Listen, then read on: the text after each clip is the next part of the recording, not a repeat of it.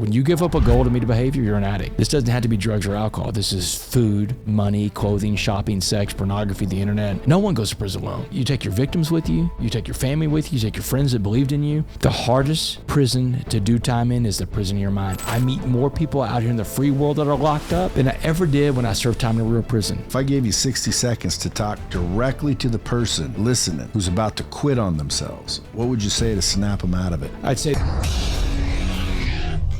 So you used to be a quarterback. I did. Division I quarterback, and then you ended up running from the cops. So tell us the story. Go back to the beginning. So I guess you could say I was a quarterback twice. I was a quarterback of a good team, then quarterback of a very bad team, right? But I've always been a leader. My 5th grade teacher told me, Damon, you're going to be a leader for the rest of your life. You're either going to lead people the right way or the wrong way. Well, guess what, Miss Greenberg? I did both, right? So I grew up in Southeast Texas, a little town called Port Arthur. Came from a great family. My mom was a school teacher and a nurse. My dad was a sports writer. They were married for 55 years. Good 2-parent home, had everything, Brad. I had it all. I mean, I didn't come from a difficult background. Good student, great athlete. Texas high school football, man, you know the drill. Friday Night Lights, 3-year starter, scholarship to play football at the University of North Texas, Division I college quarterback. By the time I'm 20, I'm the starting quarterback on a D1 team. My head's this big, man. It's out to here. But when I'm 20 years old, playing against Texas A&M one day in 1996, I get injured, career-ending injury. Never play college football again. And I get up to this fork in the road in life where football's gone. And it wasn't just football that was gone. At that point, it's my identity, because I've always been known as a football player. And so I make a lot of wrong turns. This is where the drugs start coming in, the cocaine, the ecstasy, the pills. But I'm a functional addict, graduate college, move off to Washington, D.C. I work in the United States Congress. Then I work for a guy running for president of the United States. And then I moved back to Dallas in 2004 to be a stockbroker for UBS, United Bank of Switzerland. And it was at that job as a broker in 2004 that my life and the lives of so many other innocent people are forever changed when another broker saw me sleeping at work one day. Said, hey, man, you can't sleep on this job. He said, come down to the parking garage. I got something's going to pick you up. I follow him down there, Brad. I thought we were going to snort a little Coke. We get into his car and he hands me a glass pipe with crystal rocks in it. Man, I'd never seen a glass pipe before, Brad. I'm like, man, what is that?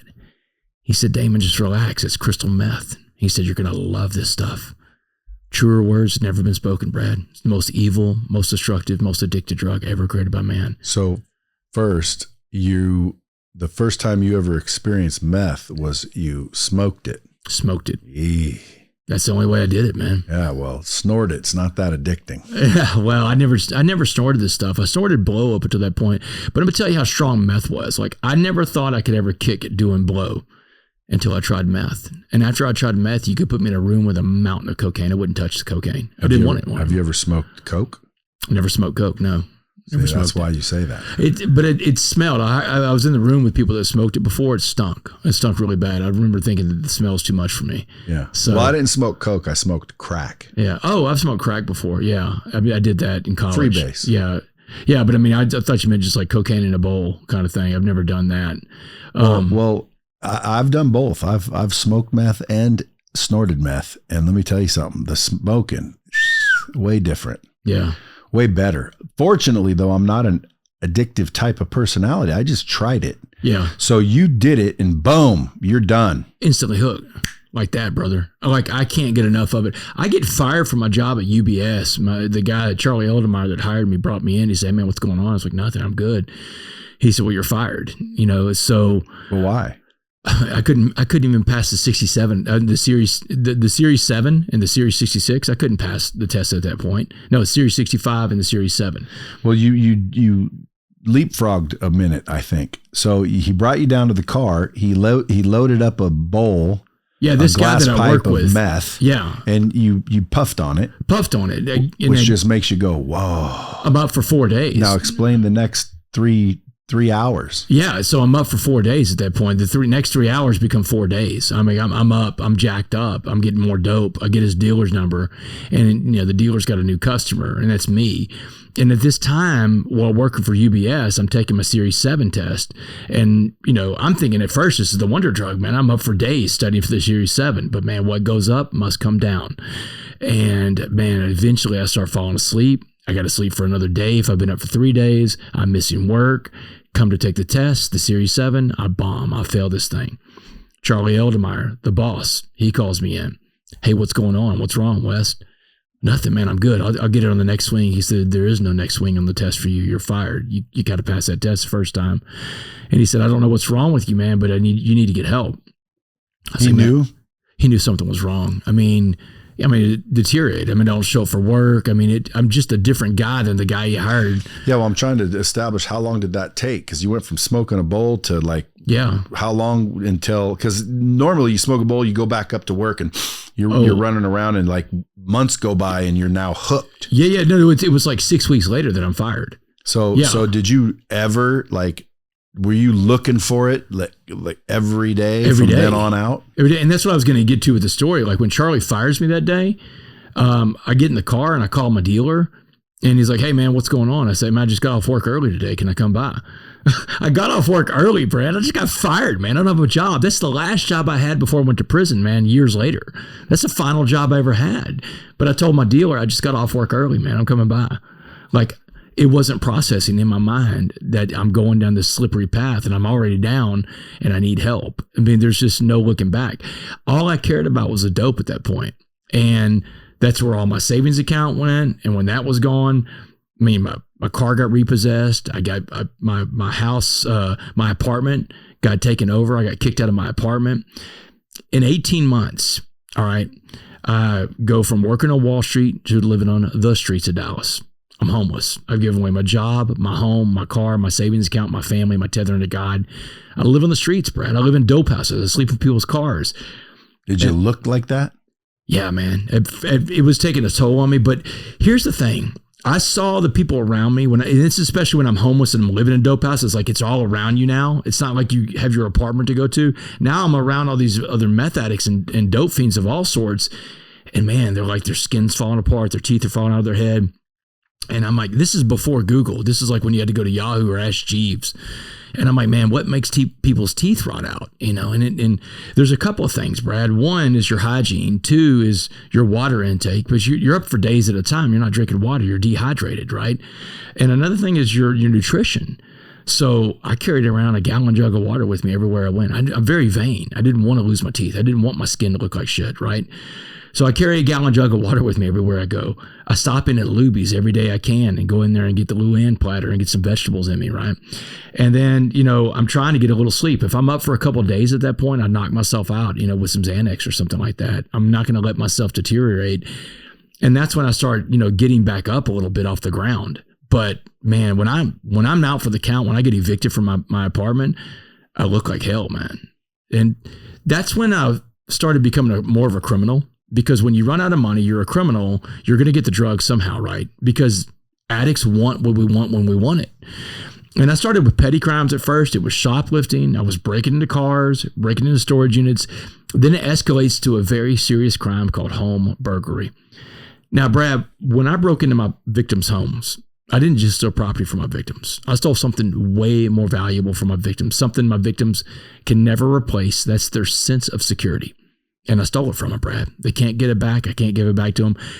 I can't even apologize to them. The state of Texas told me it's a felony to apologize to a victim of a crime. They send you back to prison if you make an apology in Texas.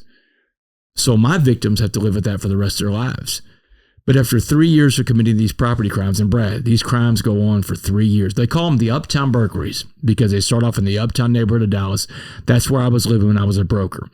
And they called me the uptown burglar. They didn't know who I was, but that was the moniker I was given. It's a very high profile case.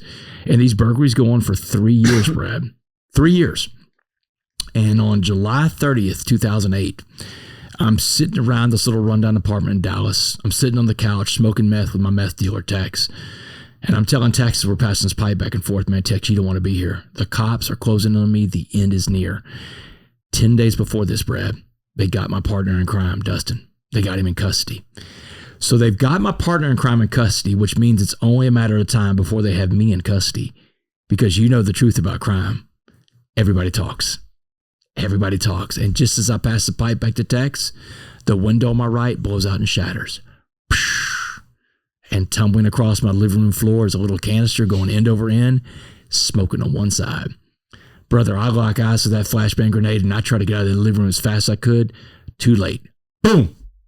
The flashbang grenade blew up in my face. Bright white light, loud noise, blows me back on the couch. And when I came to, when I can see and hear again, there's a cop standing over me in full SWAT riot gear. His boot was on my chest. The barrel of an assault rifle is digging in my eye socket.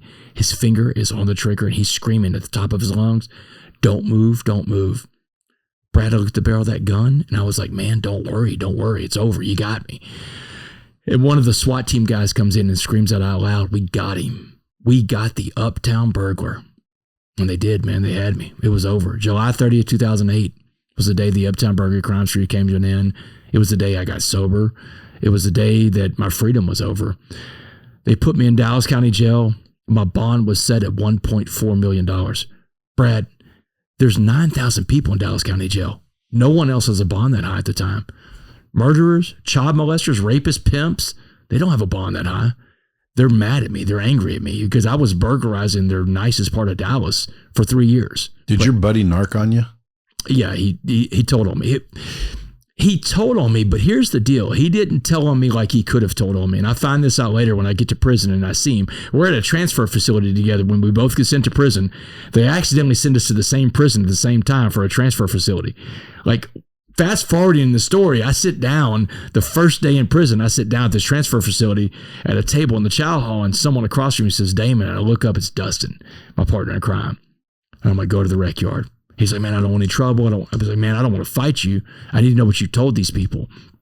And so we go to the rec yard that night, and we walk the yard, and he's telling me that he said they gave him a deal. He's signed for 25 years.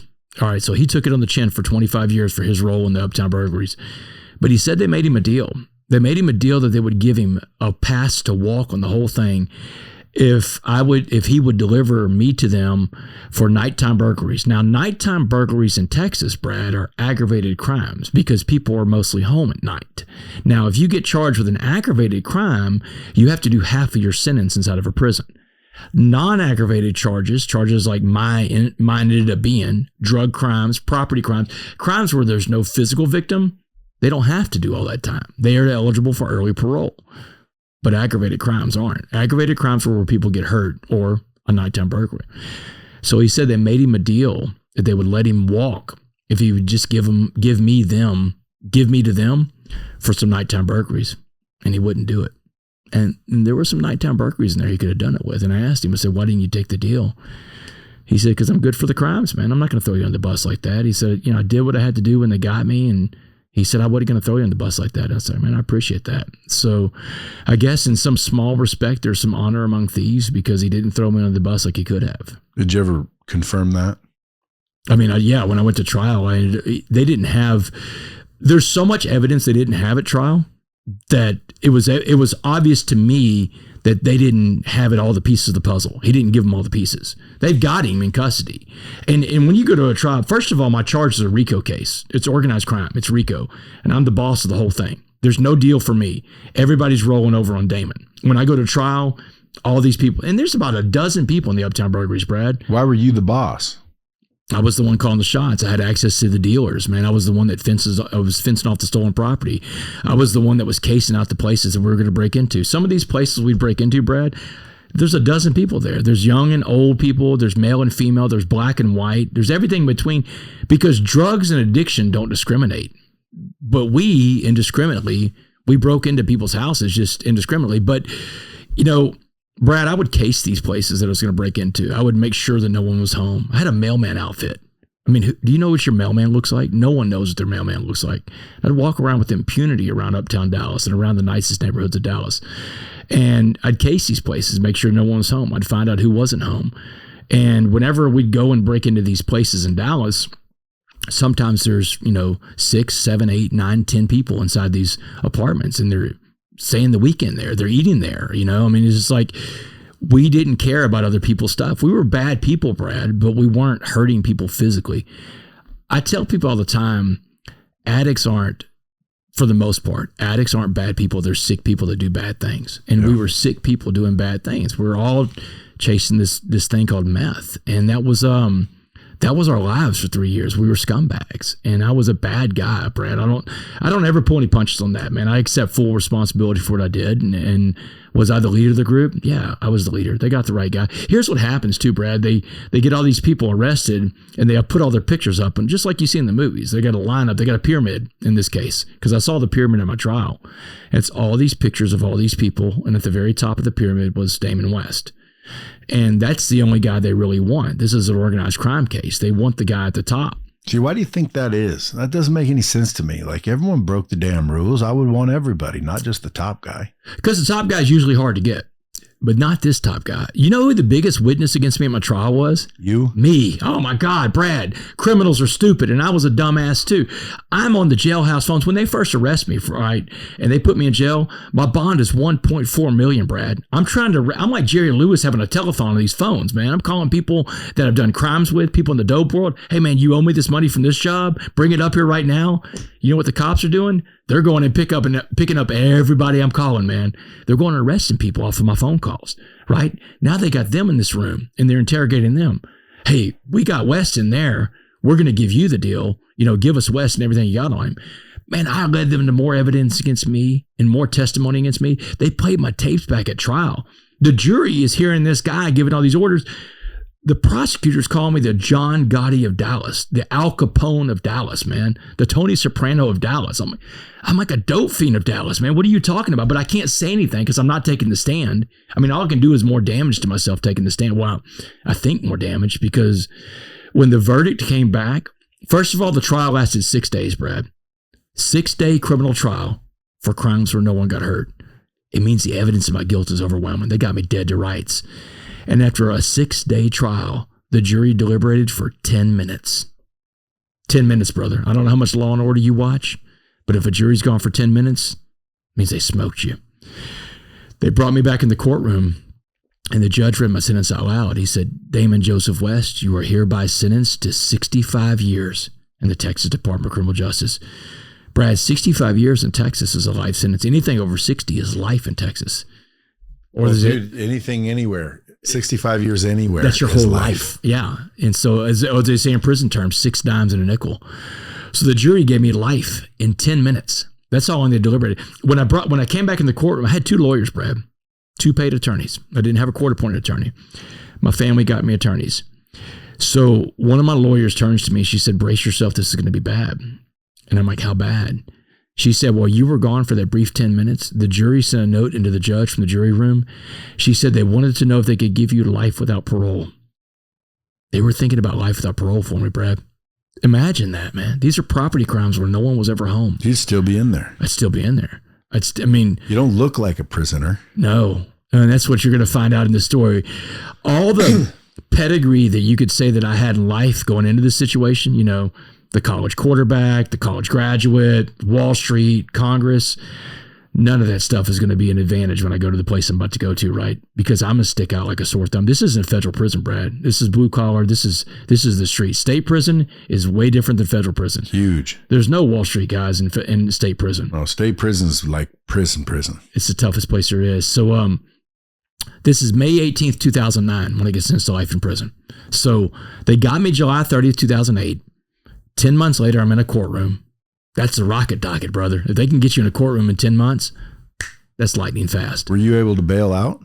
No, my bond was $1.4 million. Had you bailed out, would you have shown up for trial? Hell no. Hell no. Absolutely not. Man, no way. You'd have been on the run for the rest of your life. Until they caught you. No one ever successfully stays on the run like that. Or I would say very few people, especially if you have an addiction issue, right? Because you're a slave to that drug. You know, here's the thing about an addict. This is what I know about addiction. Addicts give up their goals to meet their behaviors. That's the definition of addiction. When you give up a goal to meet a behavior, you're an addict. This doesn't have to be drugs or alcohol. This is food, money, clothing, shopping, sex, pornography, the internet, social media. When you give up goals to meet a behavior, you got addiction issues. And every addict I know, including this addict in front of you today, gave up all their goals to meet a behavior in life. So right after the trial was over, they take me out of the courtroom. They put me in this little side room. It's got a bulletproof glass. They tell me to wait. A few minutes later, my mom and my dad are escorted in on the other side of the glass. They're giving my parents one last visit before go to prison. They feel sorry for my parents because I just got life. No one expected that, honestly, Brad. I mean, I think the prosecutor was even shocked that they got a life sentence out of this deal because these are property crimes. Again, this is like no one gets 65 years for property crimes, but I did. So my mom has a conversation with me that day. My mom and my dad are there. My mom does all the talking, and they're on the other side of the glass. She said, first thing she said, debts in life demand to be paid. And you just got hit with one hell of a bill from the state of Texas. But you did the things they said you did, so you're going to go and pay that debt to society because you owe Texas that debt. But now you owe your father and I debt too because we gave you all the opportunity to love and support to be anything in life, and that's how you just repaid us what we saw in that courtroom. It's not going to work. So here's the debt you're going to pay to us. When you go to prison, you will not get in one of these white hate groups, one of these Aryan Brotherhood type of gangs because you're scared because you're the minority in there. She said you were never raised to be a racist. You're not starting that stuff now. She said, you will not get any tattoos while you're inside that prison. So it's to your point, Brad, I don't look like a guy that's done time. I don't have any ink. I mean, none. And these guys in prison, man, they want to tattoo every inch of your body to the joint. These guys were relentless in prison. I'm like, man, Wes, let me put a tattoo on you, man. I tell them the same thing every time, man. I can't do it, man. My mom said no. It's all I had, man, the truth. But the guys let me make it because it came from my mom. Moms are special. But my mom tells me today, she says, Damon, no gangs, no tattoos. She said, come back as the man we raised or don't come back at us at all. We don't want you the other way. So now the line is drawn in the sand by my mom right there. Yeah, man. So she said, do you understand the debt you're going to pay to us? It's like, yeah, I got it. But Brad, what do I know about prison, man? I've never been to prison. I'm a white middle-class guy in America. I don't know why it's been to prison at this point. So I get back to my pod in Dallas County Jail. I've got 2 months before the prison bus comes to get me, and I'm frantically asking every guy that's been to prison before, how am I going to survive? What am I going to do? And every guy I'm talking to, man, black, white, Asian, Hispanic, they're all saying the same thing universally. You got to get into a gang. They said you can't survive without a gang. And they're telling me at the part of prison I'm going to, Brad, lifers in Texas, when you get a life sentence in Texas, you have to live with other lifers. You don't live with general population. You live on a building that houses lifers. You don't come off the building. You have your own separate rec yard in that building for lifers. It's a lifer rec yard. It's the most dangerous part of prison there is. They're like, dude, you can't survive while you're going without a gang. You got to get into a gang. But there was this one guy that was very different. So different. He was this older black man named Muhammad. Now, Muhammad is a career criminal. Been in and out of prison his entire life, but he's the most positive guy I've ever met in my life. He had a smile on his face everywhere he went, man.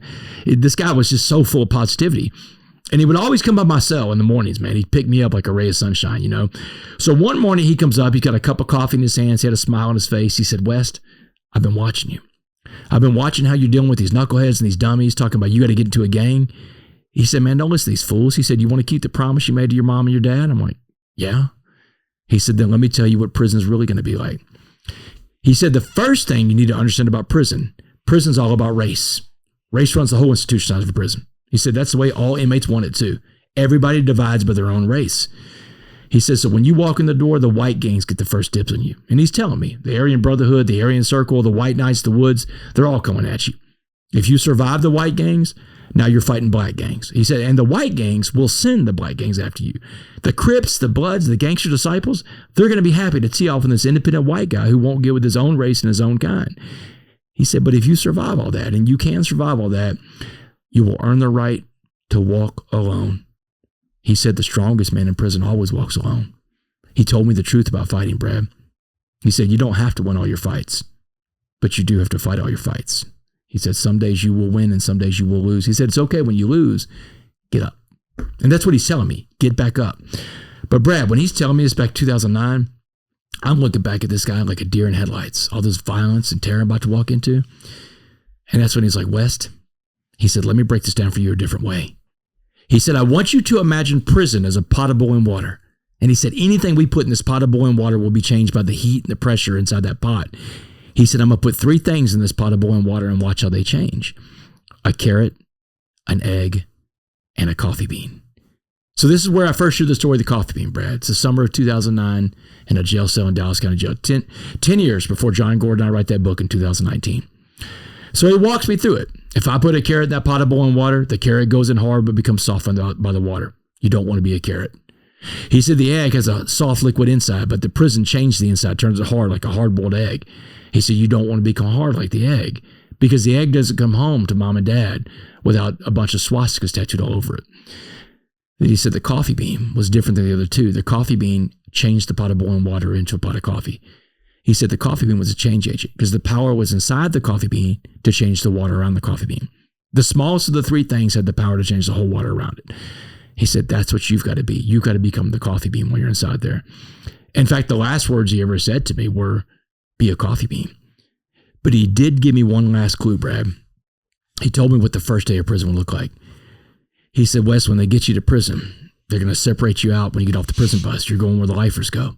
He said, they're going to take you to the life sentence building. He said, I don't know what prison you're going to, but I do know the building is going to be the toughest place in the world you're ever going to live in. He said, when you walk in the building that first day, your temptation is going to be to run to your bunk at the guys that are scared. He said, do not do that. Do not run to your bunk at the guys that are scared. He said, you walk in the day room for the first time, put your bags down, put your back against the wall, and just let it happen. And I'm like, what happened? What are you talking about? He said, it's the heart check. The heart check's the most important fight in a prison like that. They want to check you on day one. They want to see if your heart's pumping, see what you're made of. He said, you're going to be approached first by a white guy because you're white. And he said, the first guy that's going to approach you is not a threat to you. He's an information guy. He's a scout. He'll ask you one relevant question in this first conversation. What gang are you going to be a part of? And he said, get him out of your face as fast as you can and then get your head on a swivel and get ready. Because the second guy coming up to you, he's not coming to talk to you. He's coming to hurt you. He's the enforcer. He said, when the second guy gets within range, put your fist in his mouth. He said, give this guy all you got in the first shot, man. Get the best lick in you can. And in the summer of 2009, the prison bus comes to pick me up. He has 4 words for me on the way out the door. He said, be a coffee bean, West. That was it, Brad. Be a coffee bean. I didn't know then that would be the 4 words that would change my life. I remember how I felt when I first heard the message. I was like, man, that's empowering. Because it puts the power back inside me, right? And if the power's inside me, it's not the world around me, the criminal justice system, the guards, the other inmates. It's in me. But I've got to find a way to keep the power inside me, Brad. And this place I'm going to a Texas level 5 maximum security prison. It's the most dangerous environment on earth, Brad. Knowing you're going to get your ass kicked. Knowing I'm going to get my ass kicked. I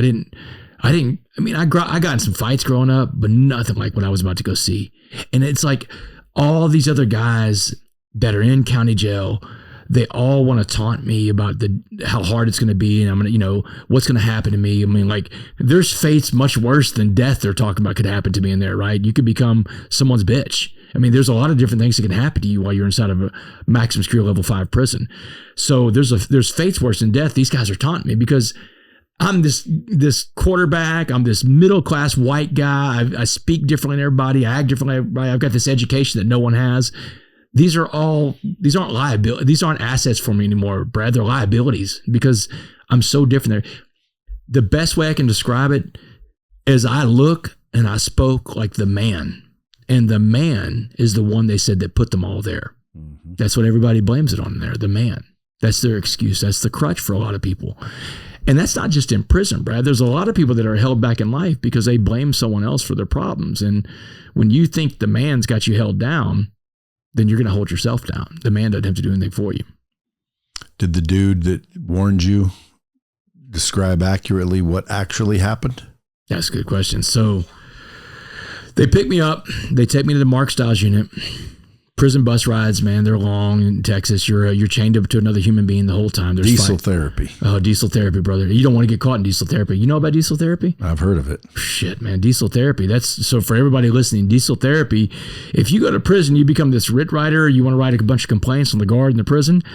What they'll do is they'll just transfer you prisons every single day that you're in prison. You'll go from one prison to the other. Because when guys go on transfers, sometimes they stop overnight at a certain prison, all right? And they got extra bunks for guys that are transit people. And people that get diesel therapy in prison, they literally live in a different prison every day for the duration of their sentence. This could be a 10-year travel.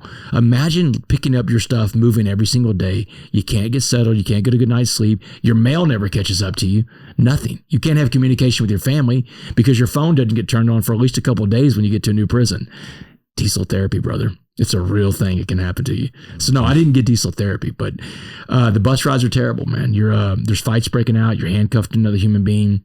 So they get to prison, they strip you down, they give you a new uniform. It's a white uniform in Texas that you wear. They take me to 7 building.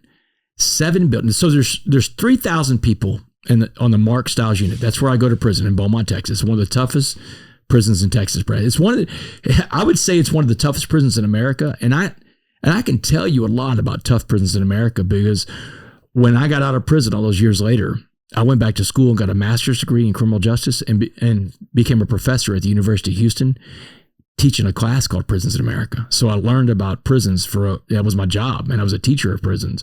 Stiles is as hard as it gets, man. So it's a Texas level 5 maximum security prison. 3,000 people there, but 7 building has 432 people. Everybody on the building's got life. Most of these guys, 98% of these guys, are never going to go home again. This is the edge of the earth, man. This is the end of the world. I mean, because this is home for everybody there. So I get into 7 building the first day. I got a mattress under one arm. I got a couple bags of property. The guard's screaming at me to go into the pod. And man, I'm scared to death, but I got no choice. I can't go backwards. I'm there. So I step in the pod just a little bit, and the door closes behind me. And it's a loud boom. And as soon as that door closed behind me, the volume in the tank dropped to 0. It was loud, man. Prison was a loud place. But I look up, I'm in this giant room with 3 levels of cells. The inmates are hanging on all the railings, man. And they're all staring at the new guy that just walked in. And I'm thinking about making a run for it. I'm like, man, forget what this Muhammad guy said. I'm running for it. And I start looking for my cell. My cell was 45 cell. But 45 cell was up on the 3rd tier by the showers. I'm like, I'll never make it. So I put my mattress down, I put my bags down, I put my back against the wall, and I waited. Didn't take 5 minutes. Here he comes, Brad. Little white guy, just like Muhammad said. Little bit bald-headed white guy comes up. He's tatted up from head to toe. Even his eyelids are tatted up. He gets in my face. He says, hey, white boy, what family you riding with? They call gangs family, Brad. A gang is on a family. He said, what family you riding with, white boy? And I'm like, man, get out of my face, little dude. I'm riding with God. Please leave me alone. Man, I'm riding with God. He laughed at me. He said, God isn't here, white boy. He said, we kicked God out of this place a long time ago. God's been gone from here. He said, but we're here, white boy, and we're going to come get you. He shoots up the stairwell on the right side. Brad, I'm ready to pee in my pants, but there's no time for that, because coming in the 3rd tier, biggest corn-fed white dude I've ever seen in my life. An ogre, man. He's massive. Huge, yoked up dude. He points me from the 3rd run. He's coming down the stairs. And this dude's huge, muscled up dude, bald-headed with a swastika all on the top of his skull. Brad, all I see is a swastika, 2 beady eyeballs, and muscles, the Aryan Brotherhood coming to me. But man, when he got within range, I reached up and hit him in the mouth. I did what Muhammad said. Bam! I hit him as hard as I can. And in 20 seconds, the first fight in prison was over, because he beat the shit out of me. He beat me from one side of the day room to the other after that, man. My hit didn't even faze this dude. He laughed at me when I hit him, man. Boom, boom, boom, boom, boom. 20 seconds, the first fight's over, man. Beats me from one side of the day room to the other. I get up, I grab my stuff, I go to my bunk. And that's what prison fighting looked like for me, Brad. In the first 2 months of prison, I probably got in 3 dozen fights. It was a bloodbath, man. And I lose 75% of these fights. I'm getting my ass kicked all over prison, Brad. But do you know what I'm winning? I'm actually winning the fights, because I keep showing up to the fight. Because remember, Muhammad said, you don't have to win all your fights. You just got to fight your fights. The same is true in life, Brad. No one counts your wins and losses in life. I figured he would get a bomb drop for that one. That's a good one for Mom. You probably had a few more, but I'm too enthralled in the story. But the same thing is true in life, Brad. Nobody counts your wins and losses in life. Everybody listen to this. No one knows your wins and losses. Only you know that number, right? But you know what everybody's watching to see?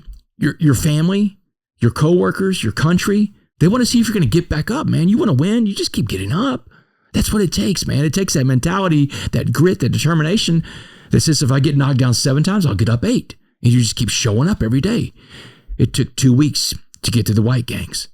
After that, it was the black gangs. Just like Muhammad said, Muhammad's right about everything, man. So 6 weeks into prison, Brad, I'm still fighting the black gangs at this point. And man, I'm getting my butt kicked all over this prison. It's a Monday morning. I get up. The only thing I haven't used to earn respect inside this prison at this point is my athletic ability. Now God blessed me to be a tremendous athlete in life, Brad. I'm a baller. I was a D1 starting quarterback at 20 years old. I can play ball. But the rec yard where you play sports on the Life Sentence building, it's the most intimidating place I've ever seen, because it was the most segregated place I've ever seen. Every sport was segregated by the color of your skin on the rec yard. It was like going back in time, Brad. Let me walk the listeners through this, right? So you go out there, they got a sand volleyball court. Sand volleyball is for the whites and Hispanics. You got the handball walls, the big giant handball walls. All the races can play handball in prison. But if you want to play doubles in a game of handball, your doubles partner has to be the same skin color as you. You cannot mix the races. The weight stack. Just like you see in prison movies, Brad. Everybody wants to push out iron in prison. And all the races can lift weights, but if you want someone to spot you, someone to work out with you, your partner, your spotter, has to be the same skin color as you. The chow hall was the same way. You couldn't go to the chow hall and sit down at a table and eat your meals with people from a different race. Race was everything. And all the races wanted that way, Brad. Everybody wanted a division of races. That's how they kept the peace in there. So that Monday morning, 6 weeks in, I face my fears. I go out to that rec yard. I pass up all those other sports I just told you about, and I go straight to the basketball court. Who do you think runs the basketball court? Black. The blacks, the brothers, they run it, man. And no white boys that look like me are allowed in that court. But do you know why I chose to go play sports that Monday morning to earn my respect? Because, Brad, I know that in America, sports is the great uniter. Sports is the one thing that brings us Americans together like nothing else can. Not even religion can bring us together like sports, because, in America, we can self-segregate religions, and we do. But you can't self-segregate a sport. Sports is the melting pot, right? We all come together to root for our teams. So here's what I'm thinking as I go to the rec yard, man. I'm playing this out. I'm like, before there was Martin Luther King Jr., there was Jackie Robinson. Before you integrated lunch counters in the American South, you integrated locker rooms. Friday night lights, Brad. I grew up in Texas under those lights, and I remember you could see in the stands, you got people in the stands down in the South, hugging each other, slapping each other back, high-fiving, and crying together on a Friday night. I didn't necessarily see that the other 6 days of the week, but I saw it around sports. So I go out there that Monday morning, I get myself in a game of basketball, and I got in way over my head. They let me play some basketball. It's almost like they were waiting on it, man. But it wasn't 5-on-5 basketball. It was 9-on-1 basketball, Brad. My own teammates don't want me out there. Remember, I don't belong in that basketball court. But I keep showing up every day. And I get a little bit better, a little stronger, a little more confident. I learned 2 things about adversity during that week on the rec yard. I learned that adversity is never as bad as you think it's going to be. And you are always capable of way more than you think you are. Because here's what I think happens in life. I think sometimes in life when we see adversity, we allow overthinking to get in the way of overcoming. And that week on the rec yard, I love it, man. That week on the rec yard, it stopped. It was over. After a week of playing basketball with those guys, they circled up around me. They said, West, you're good to go with the blacks. You don't have to worry about the blacks anymore, man. We're going to leave you alone. We're going to let you make it. You took everything we had. You gave it back when you could. It took guts. And I mean, I'm taking it, Brad. It's a pounding out there, but I'm giving it back where I can. So this guy named Jay Blood, Big Blood from Houston, he's telling me, he's like, you don't have to worry about us, man. You're good to go with us. So 2 months, Brad. 2 months into prison. The violence is finally over. The threat to my physical safety is gone. And now I've got to get to work on becoming that coffee bean. And it's tough, Brad, because I found out 2 months in, I was the egg. I didn't want to be the egg, but I didn't know how to be a coffee bean, One of the last conversations I had with Muhammad in county jail, I asked him, I said, man, what do you think I'm going to find more of when I get to prison? And he answered me without hesitation. He was a very intelligent man. He said, you're going to find more eggs. He said, and here's why you're going to find more eggs. He said, the egg is the natural evolution of any human being in any difficult situation.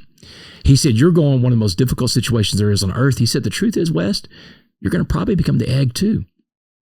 He was right, Brad. He was right about everything he said. It was a conversation I was having with my first cellmate in prison. This first cellmate is a little guy named Carlos. Carlos is about 5'4". He's a little Hispanic guy, a little bank robber from San Antonio, Texas. He was serving 99 years for a bunch of bank jobs. Super nice guy, real nice guy. It's prison, man. You can be a bad bank robber and a good guy, right? So I'm telling Carlos one night, I'm struggling, man. I don't know if I'm going to make it, Carlos. I don't know if I can become a coffee bean. He's like, what's a coffee bean? So for the first time in my life, I told another human being the story of the coffee bean like Muhammad told me. Carlos busted it open for me. He said, you can't be a coffee bean because of the way you think. He said, the way you think controls the way you act. He said, your problem is, West, you think prison's a punishment. He said, you should be thinking prison's your opportunity. And I remember looking at him like, what do you mean opportunity? He says, this is your opportunity, man, to work on yourself 24 hours a day, 7 days a week. He said, you could become the best version of yourself possible while you're in prison. And it lights out that night, Brad. When the guard got done counting our cell, he peeked his head down from the top bunk and he whispered to me, he said, hey, West, what are you prepared to do tomorrow with your opportunity? This little dude refused to call prison a punishment, Brad, and God put him in a cell with me. Proof that in life, the messengers can come from anywhere, man. And the messengers won't always look like you. They don't come from the same background as you. One of mine was a black Muslim man in Dallas County Jail. Another one, This little Hispanic bank robber serving life in my cell. Everybody's today is this former incarcerated man from Texas on parole for the rest of his life. But God can use any messenger to get through to you, but will you be receptive to all of his messengers to get all the messages? Yeah. Because a lot of people don't pay attention. Yeah, or they think that this guy didn't go to school. What can he teach me? So many people have an inflated value of what a degree does. It's stupid. Americans, we went way too far, Brad, with having this idea that everybody should go to college. And when I was in prison, I was around all these guys, and I wanted to understand the world I was in. I was sober, too, for the first time in a long time. I had a sociology bachelor's degree when I went to prison. Prison was like a giant sociological petri dish. I'm waking up at a lab experiment every day, Brad. I mean, this is like, and you are the lab rat, man. So I'm walking around and I'm trying to figure out who goes to prison. Why do you go to prison? And here's what I kind of was able to determine, that there's 5 variables that are the major variables that who goes to prison, who doesn't. And later on, when I got my master's in criminal justice, when I got that real degree that told me that, I found out that my degree in prison was way better than that master's degree, right? I got a PhD from the School of Hard Knocks, put it that way. So here's who goes to prison in America. And this is highest to lowest percentage. Poverty. Poor people go to prison more than anybody else. Lack of education. This is one of the biggest reasons why people go to prison. And one of the things I said, we failed in this country, we've pushed college on too many people when we should be pushing trades, There's so many intelligent guys that are locked up with, Brad. They didn't have formal educations, but they could turn their radio or their hot pot into a tattoo gun. I mean, these guys were incredible MacGyvers. They can make apple pie with... Yeah, they make all kinds of desserts. Microwave and a pair of socks. Everybody's got all kinds of different stuff, man. They can make lighters, that you plug into your outlet. They make. There's a guy that had a 7-prong multi-outlet out of duct tape, cardboard, razor blades, and some wire.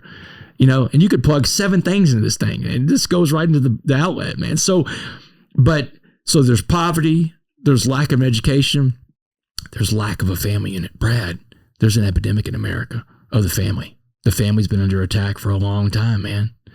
A cohesive nuclear family is a rare thing inside of a prison. You know how many guys that came from a 2-parent home like me? I could probably count them on 1 hand or 2 hands in the Mark Stiles unit. Most of the guys I was locked up with, they didn't have 2 parents in the home. They were lucky they had 1 parent. There was a guy, he's a real bad dude, man. He's a murderer. He's a dangerous dude. But he had scars up and down his arm. And I asked him one day, I said, where do those scars come from? He said, my mother. And he said, starting at 7 years old, his mother would send him out to snatch purses. And if he didn't bring back enough purses, or those purses didn't have enough in them, she'd burn him with cigarettes. That's your mother, man. I mean, to fix that guy, it's going to take trauma healing, That's how you're going to have to fix that guy. But there were a lot of guys in there that had stories like that. Their 1 parent at home wasn't really a parent, wasn't doing the job of a parent. Poverty, lack of education, lack of a family unit, and then race. Race is your 4th biggest variable. And race is a pretty high one too, but it's number 4. And the 5th variable was substance abuse and mental health. And that's the one that I touched because the first 4 didn't apply to me. Came from a great 2-parent home, had an education. Everything was good in Damon West's life, but substance abuse. Brad. What race is the one that's going to prison the most? Blacks. Yeah, prison's made up. So Muhammad, when he's telling me this stuff in county jail, he's telling me that you're going to the world, an upside down world. You said you're going to a world where blacks have all the power now. He said the outside world, the free world, whites have all the power, but inside this prison, the blacks have all the power. He tells me about the prison day room. He said when you walk in the day room, there's a TV set in there, and they got rows of benches in front of the TV set. The first row of benches, he says, for the blacks. He said, do not sit on that row. You can get your head smashed in. You sit in the blacks row. He said the second row of benches is for the Hispanics. That's their row. You don't sit on that bench either. Get your head smashed in. He said the third row is for the white folks. And he said if there's no third row, because sometimes there's not a third row of benches, white people sit on the floor. That's the way prison works, man. He said you don't have the numbers anymore. You're going to an upside down world. And here's what I found out too, Brad. Get ready to drop your bomb on this one. Some of the greatest oppressors in life were once themselves oppressed. So when I get to prison, and I'm this white guy from this middle-class background that's like sticking out like a sore thumb, everybody teed off on me. Everybody that had been oppressed and held down by who they thought was the man, because I look like the man and speak like the man, they all teed off on me, man. Because some of the greatest oppressors in life were once themselves oppressed. And that's where you find out in life that, power is a delicate thing. And if you give someone ultimate power or absolute power, they can abuse it. Absolutely. You know, power corrupts and absolute power corrupts. Absolutely. I didn't come up with those words. Someone else said that. But prison, Brad, and this is coming from the academic side and having lived in prison. You can take this from a guy that did almost 10 years on the joint or the professor who teaches about the joint. Prison is a microcosm of what the world out here would look like if you take all the brakes off and all the guardrails off society. And if you just say, hey, you know what? We're going back to a time when you can mingle with whoever you want to and don't mingle with anybody. There's no rules or there's no inclusivity. We'll put it this way. If you go and start doing that, human beings are tribal people, Brad. Human beings have always been tribal. That's how human beings have always survived, right? I mean, this stuff of everybody hanging out with each other, it's a very new thing in human history. I mean, it's only several hundred years old. Prison is a microcosm of what the world outside would look like if you take all the guardrails off society. And I think it's something we need to really watch, because you don't want to take the guardrails off society. You don't want people to become that tribal. But people will, man. Human beings have this instinct to be tribal. And I saw that in prison, Brad. Another thing I saw in prison that I think relates to the free world is the dumbest slogan I've ever heard was defund the police. I'm sitting there like, oh, defund what? The police? That's crazy. That's the dumbest thing I've ever heard. Brad, I lived in a world where there's no police. There's no 911 in prison. There's no one coming to help you out, coming to save you, right? I lived in a world where there's no police. You don't want to live in that world, Brad. You want the police to be well funded. And I'll tell you, I believe in this so much that when I got out of prison, I was trying to meet with the guys from Dallas SWAT, the men and women that took me down. And they would never respond. All I had was their Instagram handle. I'd message them and they never even open my messages, right? And I was doing Andy Frisella's podcast, and I knew that a lot of law enforcement listen to Andy's podcast, and I just put it out there, man. Hey, look, if you're with Dallas SWAT, message me, man. I got to come talk to y'all. I got some stuff I want to tell y'all.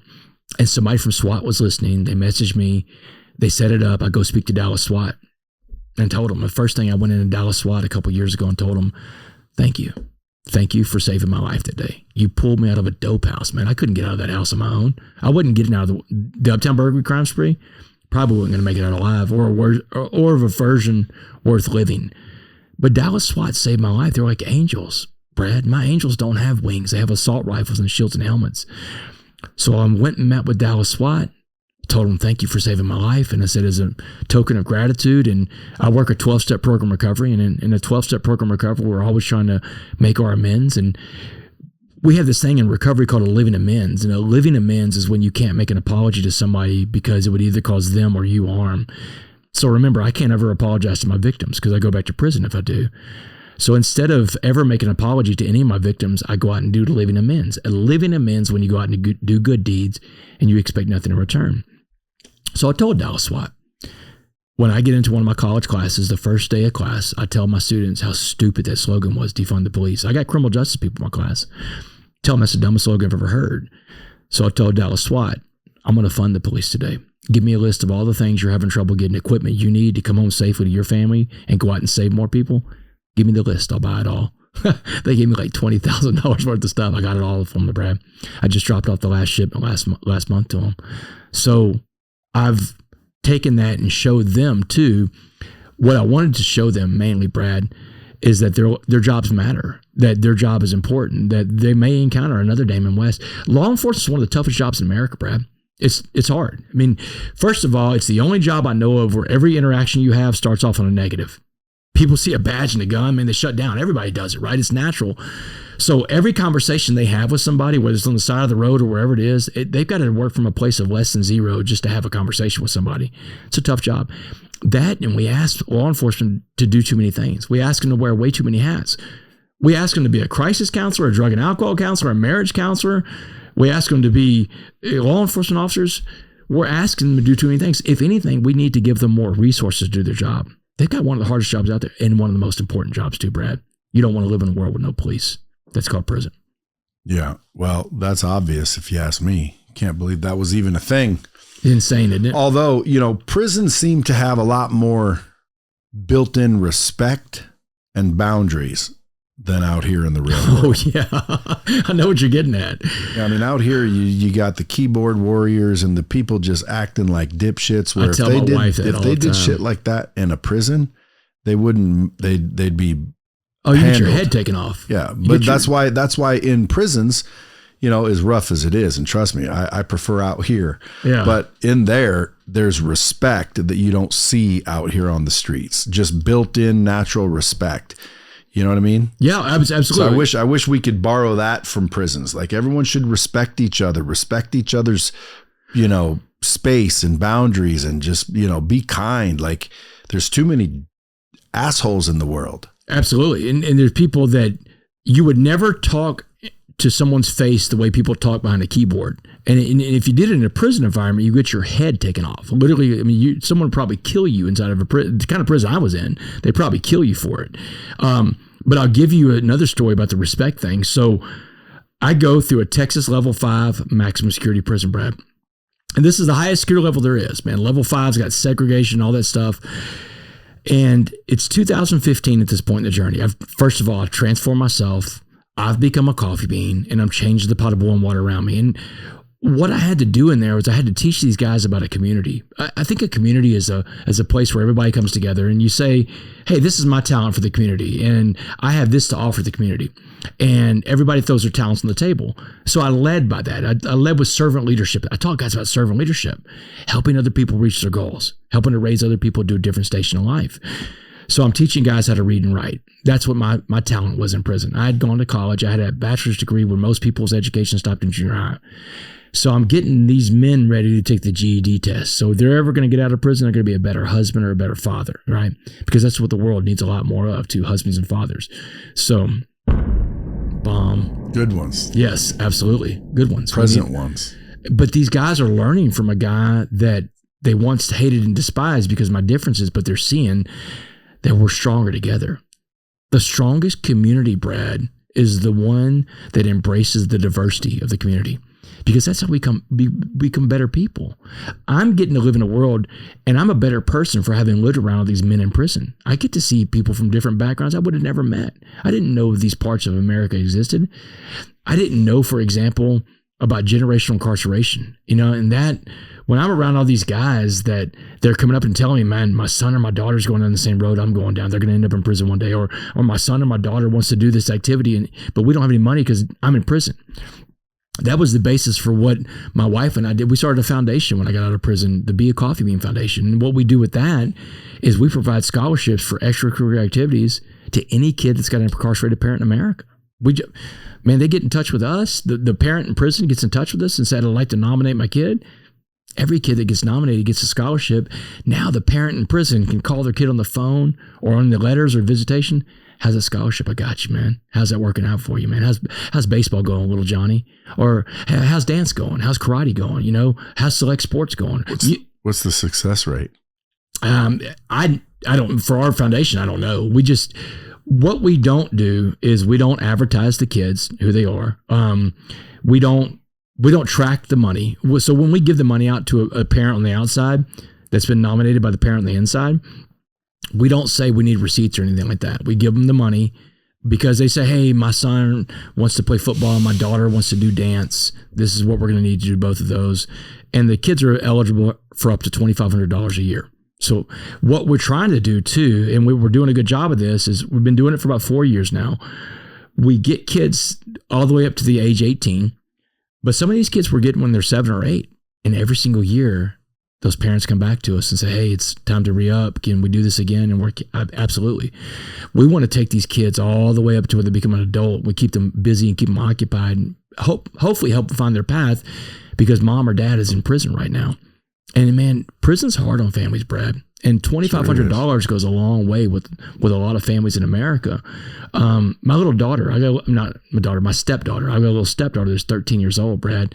She does dance. She does cheerleading. She does all these things. Those things are expensive, man. So we're glad to be able to help out. But so I'm in prison and I'm teaching these guys about a community, and people are picking it up. In 2015, the parole board comes to see me. I've been in prison for 7 years and 3 months at this point. And I know I'm eligible for parole, but I don't think I'm going to make the first parole. No one makes the first parole, Brad. I mean, not on a life sentence. They gave me 65 years. You think they're going to let me out in 7? Hell no. No, I'm surprised already they did. Yeah. So I go to the parole interview that day, and the lady from parole, she's got my criminal file in front of her. It's about about an inch thick for everybody listening, about an inch thick. She's flipping through the pages of it about 20 seconds. She slams the file shut. She pushes it away. She said, Mr. West, I came here today to ask you one question for this parole hearing. She said, this is just going to be a one-question test. She said, the answer to my question is going to determine whether or not you go home or you stay in this prison. But the answer to my question is not in the file about the guy that I'm reading about who committed all these crimes. She said, we don't see a lot of people like you come through our system, Mr. West, because you had it all. You had every advantage, every privilege, and every opportunity over everybody your entire life. She said, you're the definition of a privileged person in America. But you blew through all your privileges. You became a drug addict, a criminal, a thief. A jury in Dallas gave you life in prison.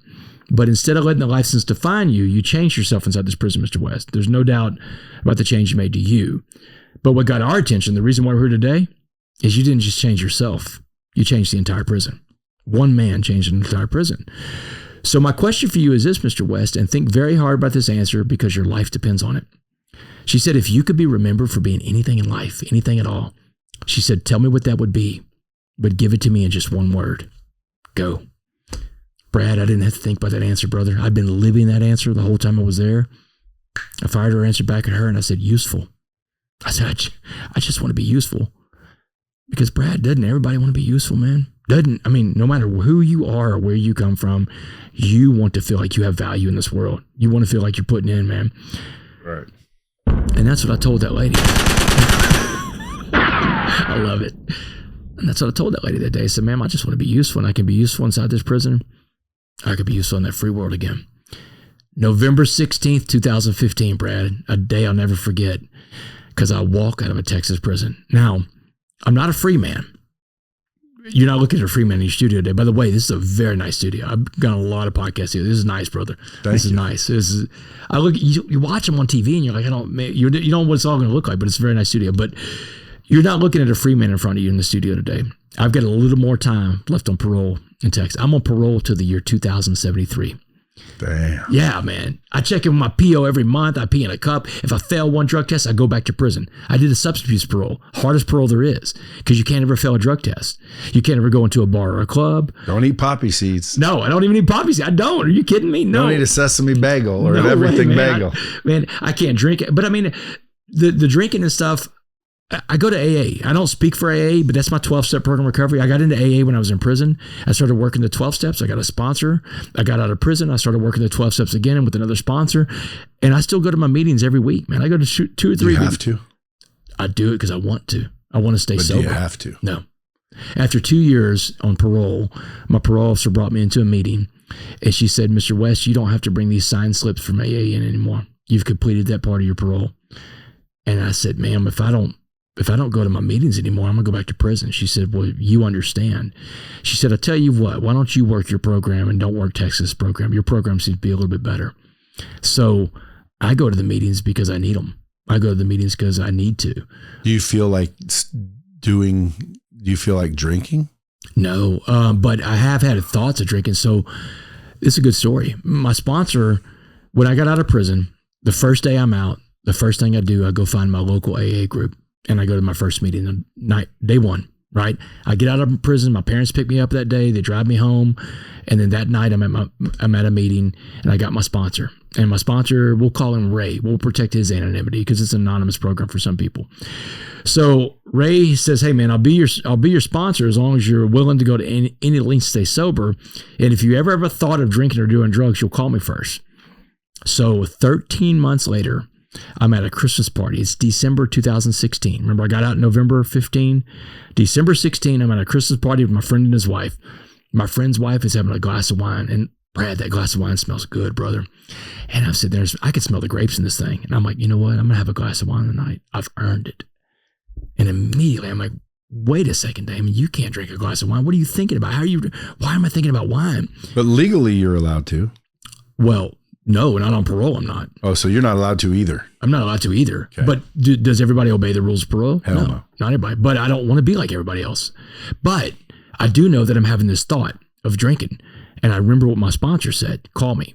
So I leave the party. I go to the parking lot. I don't even start the car. I call my sponsor, man. I'm like, hey, Ray, something terrible just happened. I was at a party and almost had a glass of wine. He laughed at me. And I'm like, what are you laughing? He's old, man. He's in his 70s. I'm like, what are you laughing at, old man? I almost had a drink tonight.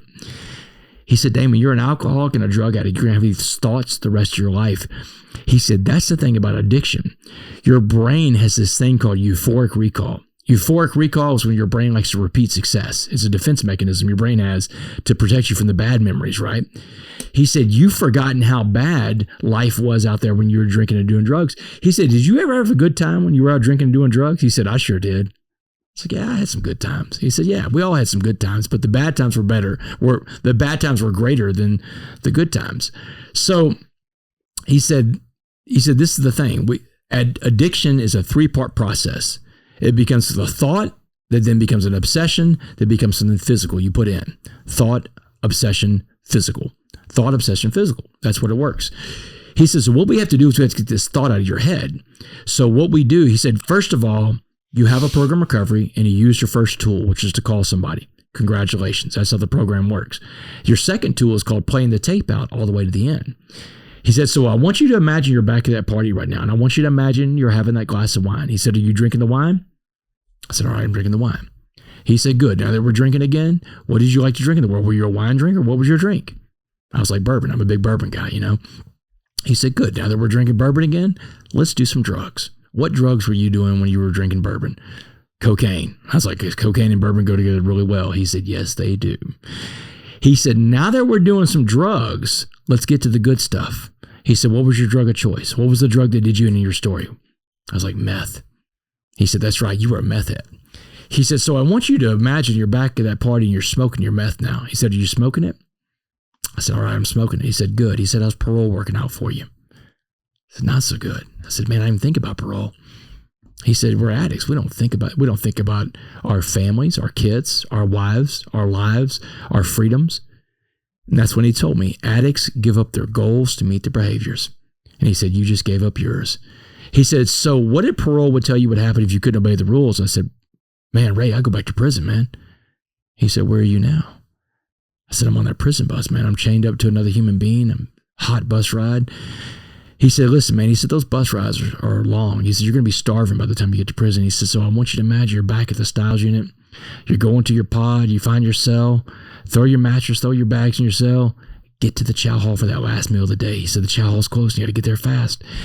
He said, what was the worst meal they ever served you in prison? And Brad, without hesitation, I could tell him, pork noodle casserole. I don't even know what's in pork noodle casserole. He said, good. He said, go to the chow hall. Now you got you a big bowl of that pork noodle casserole. He said, sit down at that metal table and wash that pork noodle casserole down with that glass of wine you want to have tonight. Because that's where the glass of wine is going to take you, back to that chow hall eating that pork noodle casserole. He said, you got it? I said, yeah, man, I do. I got it. He said, good. He said, go back to the party. Have a good time with your friends. And if you ever need me, call me. He hung up on me and I went back to the party, Brad. That's what a program recovery does for us addicts, right? If we have a thought, which we're going to have at some point, we call somebody and we work our program. That's how the program works. We go to meetings and we just talk about our lives when we were out there drinking and doing drugs. And, you know, if you have something on your mind, you get it off your mind. And that's what it's done for me. Here's the thing. I've never seen someone that truly worked a program the way it's supposed to be worked not be successful in staying sober. And I don't have any room for error. Brad, I can't mess this up, man. Hell no. No, Brad, I've gone on to be one of the most in-demand speakers in America. And I'm going to tell you the story how that all happened, but you're going to hear the amount of people I would take with me if something happened again. I wouldn't just take Damon West and his family this time, or the victims of crimes. I'd be taking a lot of people down, and you too after today, you know? Everybody that's ever believed in me, because you don't go to prison alone. No one goes to prison alone. You take your victims with you. You take your family with you. You take your friends that believed in you. You take the taxpayers for a ride. They pay for the whole thing. No one goes to prison by themselves. Kids, man, you take everybody with you. No one goes to prison alone. You take everybody with you. So getting out of prison, Brad, I had this vision that I was going to go out and start sharing my story, sharing the story of the coffee bean. People love stories, and I'm a great storyteller, Brad. People love stories with certain elements. We love underdog stories. We love that. We love that because when the underdog wins, we win. We love stories about sports. Sports, like I said, is the great uniter. Sports stories are big. Rocky, Rudy, think of all the great iconic sports stories. But what we really love is true crime in prison. I got it all, man. And I got the coffee bean message as the call to action on this thing. But I found out really quickly there weren't a lot of people wanting an ex-con to come talk to their people, especially schools. You couldn't go knock on the door of a school and say, I just got out of prison, want to talk to your kids. They'll chase you down the street. There weren't a lot of companies that were willing to take a chance on an ex-con. So I lived with my parents in their spare bedroom for the first 2 years I was out of prison. Now, think about this, Brad. I'm 40 years old. I just got out of prison. I'm on parole for the rest of my life. I got a job making just above minimum wage, and I live in my parents' spare bedroom. Not a good profile for the dating apps, right? Terrible. But every night for 2 years, I practiced my presentation in front of a mirror my mom had in that room, little vanity mirror that was in the room when I moved in. So for 2 years, I practiced my presentation in front of that mirror. Here's what's happening. I'm getting in my reps. Anything you want to be good at in life, you got to practice in life. You got to get in your reps. That's right. Try to tell that to people all the time. No such thing as an overnight success. Doesn't exist. It is not real. It's not a real thing. It's a it's like a fantasy. It's like a unicorn. They're not real. So every night for 2 years, I go to work every day. I come back, I work out, then I come back into my mirror and I do my presentation. I'm getting myself ready for the right opportunity. And I believe the right opportunity is going to be the world of college football. Because remember, I was a D1 starting quarterback. I played college football. But the problem is, Brad, it's been 20 years since I took my last snap. The coaches don't know me and I don't know them. January 11th, 2017. I've been out of prison 14 months on this date. A buddy of mine in Houston named Mike Orta.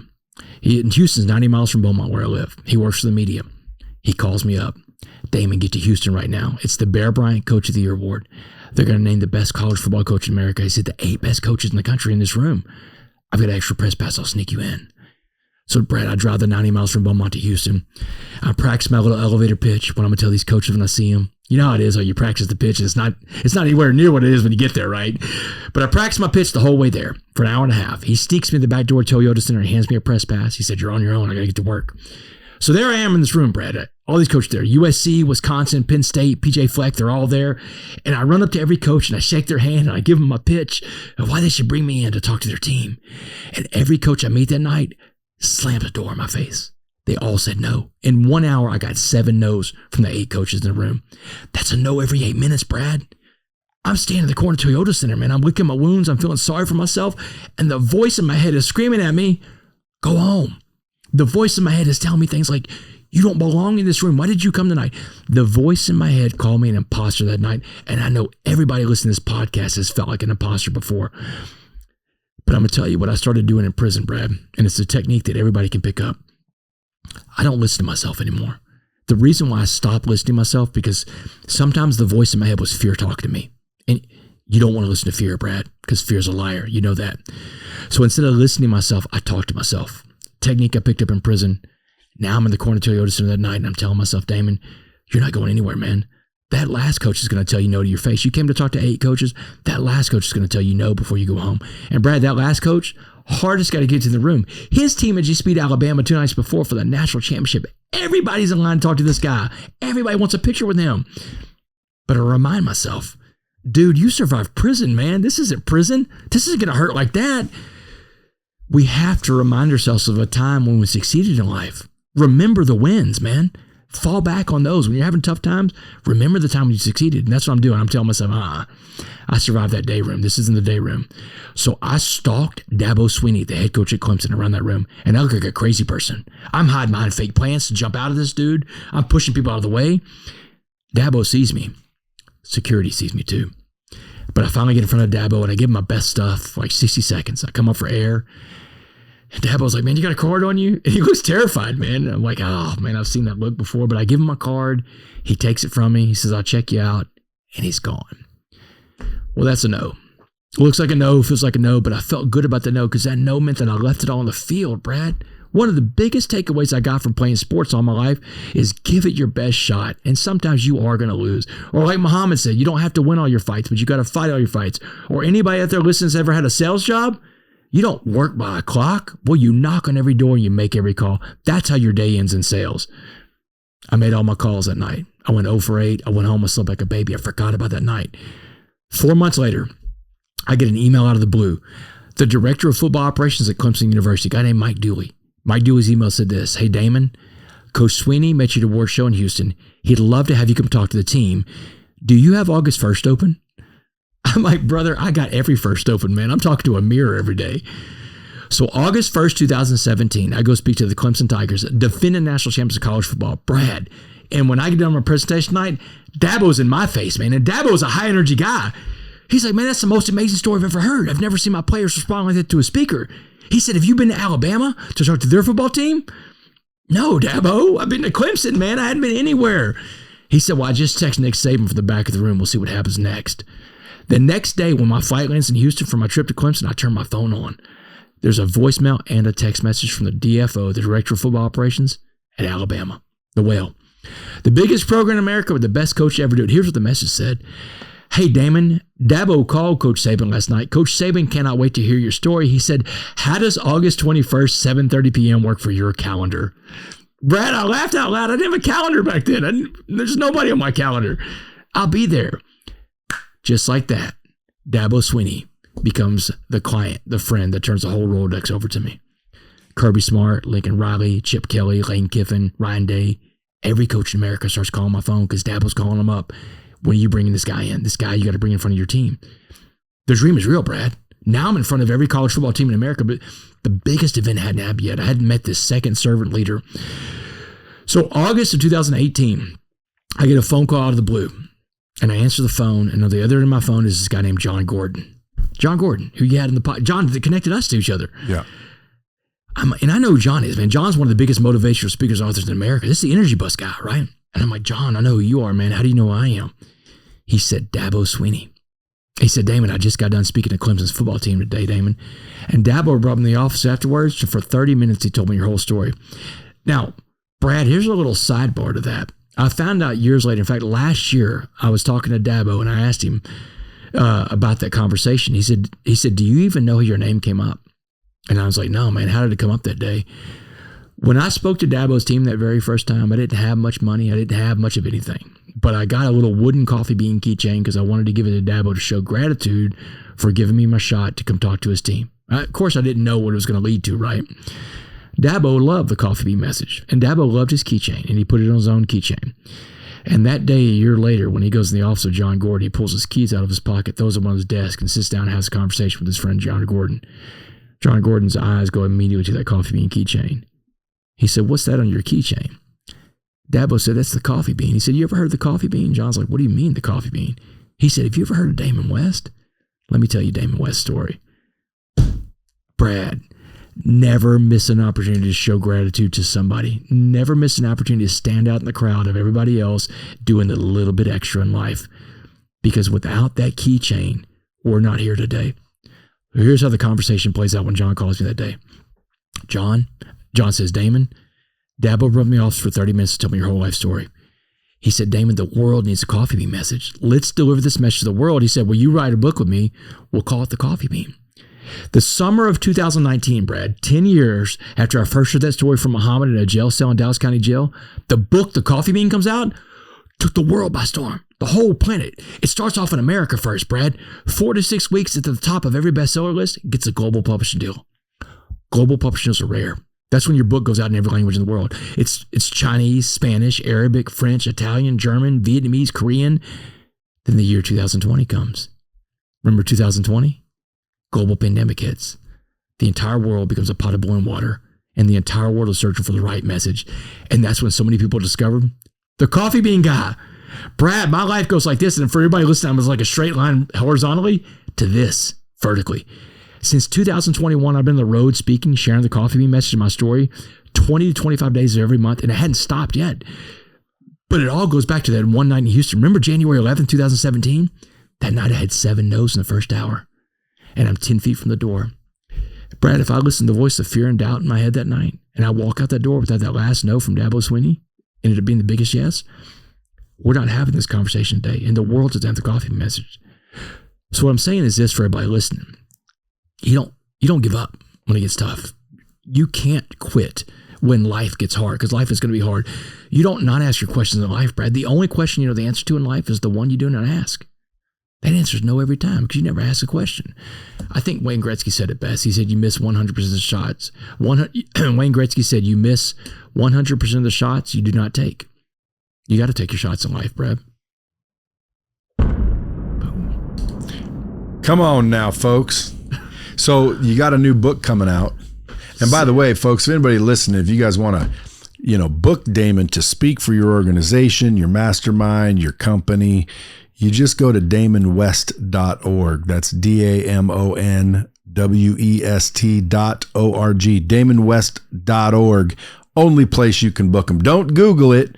Just type it in, damonwest.org. That's where you get them to speak. You got a new book coming out. The book Coffee Beans already been out. It's a bestseller in every language. Been out since 2019. I've got 5 books out at this point. This will be my 6th book, probably be my last book. Never say never, but this is my whole life's work. It's called 6 Dimes and a Nickel. And as you remember, 6 Dimes and a Nickel is prison slang for 65 years. Life lessons to empower change. I know that people love storytellers.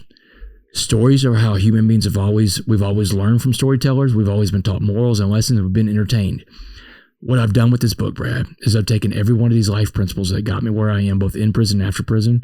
And each chapter is one of the principles. The body of the chapter is a story behind the principle. And the end of the chapter is the application of the principle in your life too. This book has it all. It's my life's work inside this book. It's available on Amazon right now for pre-orders. And it's going to be a bestseller, just like the rest of them were, Brett. It's an incredible book. It's the best work I've ever done. Bomb Squad, go out and get that book. Let's help them make it an instant bestseller. Quick question before you take off. If I gave you 60 seconds to talk directly to the person listening who's about to quit on themselves, what would you say to snap them out of it? I'd say there's only 4 things you can control in life. And it took me going to prison to understand this. There's 4 things you have control over. You can control what you think. You can control what you say, you can control what you feel, and you can control what you do. If it's not one of those 4 things, you have no control over. What I'm telling you is this: the world goes on around you. You can't control that world around you, but you can control the world inside you, the 6 inches between your ears, unless you allow another person, another group, a political party, a politician in this country get inside your head. The minute you allow somebody else or some other thing inside your head, you become a prisoner of your own mind. And let me tell you something. You could take this from the guy that spent almost 10 years in the joint or the professor that teaches about the joint. The hardest prison to do time in is the prison of your mind. I meet more people out here in the free world that are locked up than I ever did when I served time in a real prison. That's a bomb. Because more people are imprisoned by their thoughts, by their things, and by their prejudices than by steel bars and barbed wire and concrete combined. That's the message. Be a prisoner in your own mind. And there's a lot of them out there. There's a lot of people in prison. I try to tell people, listen, first thing you got to do to succeed, because they always ask me, how do I do it? Because I'm somewhat of a little story myself. I got to get my story down as well as yours. It's not as exciting though.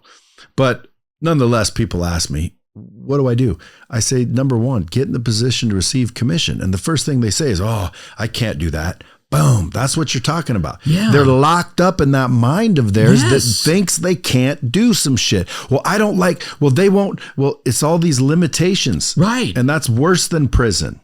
It's the hardest prison to do time in is the prison of your mind. Brad, it's the toughest place to make parole from. You can't make parole from the prison of your mind really easily. It's easier to walk out of a physical prison than it is that mental prison. That's a hard place to make it out of. Dude, man. I'm surprised they let you out. Man, I tell my wife every day, I can't believe this is my life. And that's another thing, Brad, I would say to people in life. It's never about you. I think one of the reasons why God has allowed me to have this life, and I've got to get to life, right? I get to do this for a living, right? I think one of the reasons why God has allowed me to do this is because I've never forgotten what it's all about. I'm going to share a story with you. I usually just share with faith-based audiences, but I'm going to share with you today in your audience. The day I'm getting out of prison. We're not faith-based. Well, I get it, but I mean, you do talk about faith. I'm definitely faith-based. Yeah, I just tell people his true name. Yeah, because his name wasn't Jesus. It's Yeshua, right? That's right. Yeah, but I mean, I'm not saying you have to be faith-based to understand this, but I'm going to share with you a very intimate story that happened. And it's in this book, actually. Actually, for the first time I talk about this book. The day I walk out of prison, November 16, 2015, they escort me to the gate. They open the big gate up. I mean, it's just like you see in the movies, man. You're wearing free world clothes. You got your few possessions. The big gate opens up and you walk outside and you're standing on the gravel of the free world, man. The air is lighter. The sky is blue or the grass is greener. It's a trick of your mind, right? But you're just on the other side of the fence. But man, I see my parents' car in the parking lot and I take off for them, man. And then the voice in my head says, "Stop, Damon. Now I know that voice in my head. That's Christ. I'm a Christian. So it's Christ talking to me, right? So I stop. The voice says, turn around. I turn back around and look at the gate. And the guards look at me like, what are you doing looking at me, man? Go. Freedom's that way. So here's the conversation that happens that day. Guy said, hey, Damon, I put you through all this for a reason. You know that, man. That's how I show that I'm real. I take someone, I break them down, build them back up. He said, you're going to work for me now. And as long as you work for me, you're going to have one of the most incredible stories that's ever been told. But the minute it becomes Damon's show and not God's show, this is where you're coming back to, because you are just a vessel, brother, and I can find another vessel. Let's get to work. I've never lost sight of that, Brad. I have a prayer that I say every day, and I learned this when I got into recovery in prison. Every morning I say the same prayer every single morning. I've been saying this since 2011 when I got in recovery. I get up in the morning and say, hey, God, put in front of me what you need me to do today for you, and let me recognize that when I see it, because I don't want to miss that, man. I don't want to miss whatever that one thing is you got for me. Amen. That's the only thing I pray for. I don't have anything else I pray for, Brad. As long as I take care of that prayer right there, God takes care of my needs too. Not my wants, because that's wants and needs are a whole different presentation, right? But my needs are always met as long as I take care of those needs. And I've got the most incredible life to show that works, man. When you go out and take care of what God needs you to do for other people, God will take care of you too. I love it, man. We got some bomb stuff today, brother. Yes, we do. Hey, when I say I'm surprised they let you out, I want to clarify, because that could be taken wrong. I'm not surprised they let you out, because they got to know you, and you obviously are a good dude. But I'm surprised they let you out, because that's just not usually what they do. No. They got someone for 65 years. You're probably going to not even be listened to for a good 20 or 30. Yeah. I mean, so you ended up doing 10? I did 7 years and 3 months. I made my first parole, Brad. You didn't have to go to a halfway house or anything? No. I didn't even have an ankle monitor. I asked them about that when they're about to let me out. I was like, the lady that at the unit about to let me out, I'm like, hey, do I have an ankle monitor or anything? She goes, you are your ankle monitor. We got you for 65 years, man. You're a human ankle monitor. Like so you have to get permission to go out of state, out of the country. So yeah, every time I leave the state of Texas, I get permission from the state of Texas called a travel permit. And my PO, Ms. Braggs, she always listens to all the different podcasts I do. So shout out to you, Ms. Braggs, and all the work you do to get my travel permits done every month. I get 15 of my month probably. There's nobody that gets as many travel permits as I do. When I leave the country, I get permission from parole again. Now listen, there's some countries I cannot go to, because felons can't go to every country. So I can't go to the United Kingdom. I can't go to Canada, Australia, New Zealand. There's a whole list of all these countries that felons can't go to. But that's okay. Being on parole is not hard. I think the most difficult thing about being on parole that I've encountered is that I'm not able to get life insurance. Life insurance companies will not insure somebody that's on parole the rest of their life, because the reinsurance companies that insure their paper, they won't insure someone for a policy like the one I need to get. They won't insure someone like that. Because they might head back and get killed. She might head back and get killed, and you can't nullify a policy. So I'm ineligible for life insurance in America. It means my wife, my stepdaughter, my mom, my dad died 1.5 years ago, but I built my mom a house this past year, Brad. She lives on my property with me now. In fact, this whole past weekend, I've been landscaping my mom's house. So she lives on my property now. Take care of my mom. I found Muhammad, the guy that told me the story of the coffee bean. I found him. He's dead. He died 9 years ago. He died in 2017 of an opiate overdose in Dallas, but I found his family, and I started a scholarship in his name called the James Lynn Baker II. That's his real name. James Lynn Baker II, Be a Coffee Bean Scholarship. And every year I put $10,000 in this trust for the scholarship, and every year his family picks a scholarship winner. And we just make sure that one little boy or little girl that grows up in his old neighborhood gets a better chance of life. Amen. Yeah, man. Hey, folks, also, if you guys want to support this dude, I don't know if you take donations, but Be a Coffee Bean Foundation does, yeah. And look, man, I think it's safe to say 99% of the money that goes to it's going to go to the kid, because, I mean, we run it out of our house. We don't have any employees. We don't have any staff. I guess you say 1% for paper that you're printing off and stamps. But yeah, man, all the money goes to kids.